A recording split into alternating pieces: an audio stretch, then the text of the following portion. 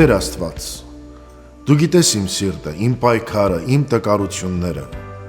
Դու գիտես այն մտքերը, որ ես երբեմն թաքցնում եմ նույնիսկ ինձանից։ Սովորեցրու ինձ չվախենալ ընդունելու, որ ես քո կարիքն ունեմ։ Սովորեցրու ինձ ապրել ոչ իմ ուժով, այլ քո շնորհներով։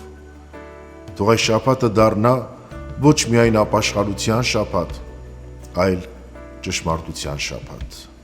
Սիրելի հավատացյալ,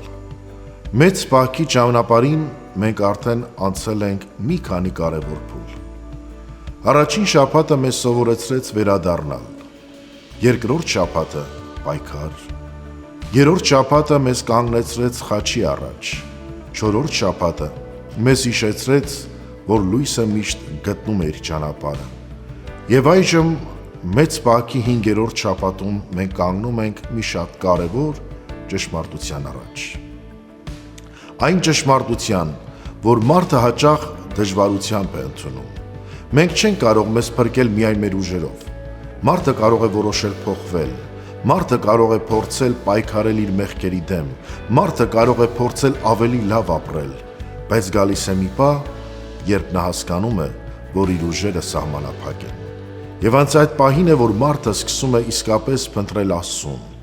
Սուրբ Գիրքը մեզ հիշեցնում է Քրիստոսի խոսքերը. «Առանց ինձ ոչինչ անել չեք կարող»։ Այս խոսքը խիստ եւ դատողական չէ, այս խոսքը ազատություն է, քանի դեռ մարդը փորձում է ապրել միայն իր ուժով, նա միշտ կզգա հոգնածություն, անհանգստություն, անվստահություն, բայց երբ ասում է «Դեր, ես քեզ կարիք ունեմ», այդ պահին սիրտը սկսում է բացվել Աստծո շնորհի առաջ։ 5-րդ շաբաթը մեզ սովորեցնում է ոչ թե ուժեղ երևալ Աստծո առաջ, այլ անկեղծ լինել նրա առաջ։ Ասել Աստծուն այն, ինչ մենք հաճախ չենք համարձակվում ասել նույնիսկ մեզ. «Տեր, ես թերանում եմ, Տեր, ես հաճախ սխալվում եմ, Տեր, ես օգնության կարիք ունեմ»։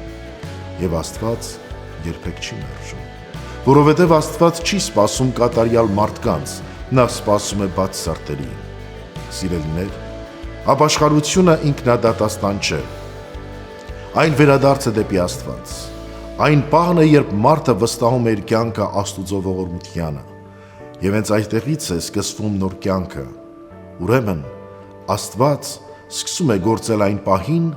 երբ մենք դադարում ենք ապավինել միայն մեզ։